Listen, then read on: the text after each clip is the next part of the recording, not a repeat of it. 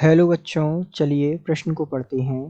किसी ताप पर N2O4 का वाष्प घनत्व 30 है। इस ताप पर N2O4 का प्रतिशत वियोजन क्या होगा?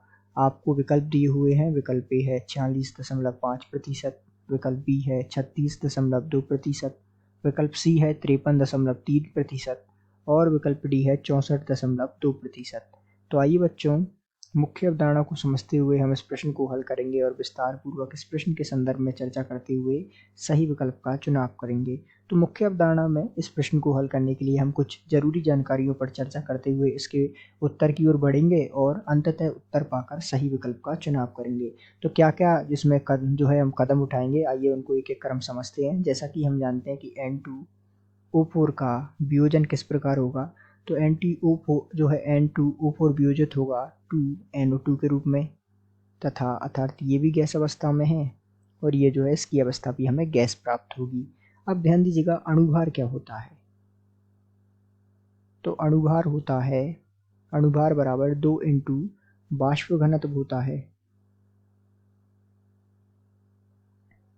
अर्थात जैसे हम डी भी लिख सकते हैं वाष्प घनत्व को। तो जैसा कि हम जानते हैं कि N2O4 का यदि हम अणुभार देखें तो 2 इंटू 14, एक का 14 हो गया, चूंकि 2 नाइट्रोजन है तो 2 इंटू 14, साथ में जोड़ेंगे हम 4 ऑक्सीजन और एक का होता है 16। तो इसको हल करने पर हमारे पास प्राप्त होगा 92। अब इस मान को हम सूत्र में रखेंगे। जैसा कि हमने सूत्र देखा, अणुभार बराबर 2 इंटू वाष्प घनत्व। तो वाष्प घनत्व अर्थात डी बराबर हो जाएगा अणुभार बटे 2।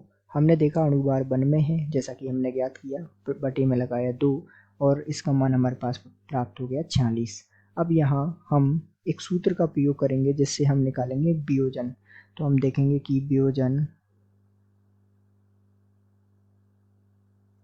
वियोजन का मान हमारे पास ज्ञात करेंगे हम। तो इसका मान होगा D माइनस डी बटे डी। तो ये डी कौन सा है जो अभी हमने निकाला?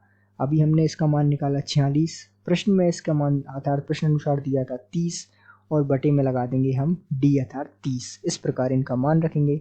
इसको हल करने पर हमारे पास आएगा 16 बटे 30। अब चूंकि हमें निकालना क्या है, वियोजन, अर्थात यहाँ से हम पहले इसका मान निकाल लेंगे। तो वियोजन का मान हमारे पास आ गया 0.533। चूंकि हमें ज्ञात करना है वियोजन प्रतिशत, तो हम कैसे ज्ञात करेंगे, अर्थात किसका ज्ञात करना है, हमें वियोजन प्रतिशत ज्ञात करना है। तो इसको क्या करेंगे, हम 100 से गुणा करेंगे। प्रतिशत तो हम ऐसे ही निकालते हैं। तो यहाँ 0.533 को हम 100 से जब गुणा कर देंगे तब हमारे पास प्रतिशत आ जाएगा। कितना प्रतिशत आया? तो हमारे पास प्रतिशत आया 53.3%।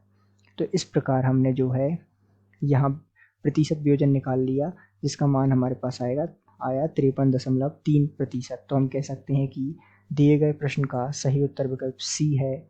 आशा करते हैं आपको समझ आया होगा। धन्यवाद।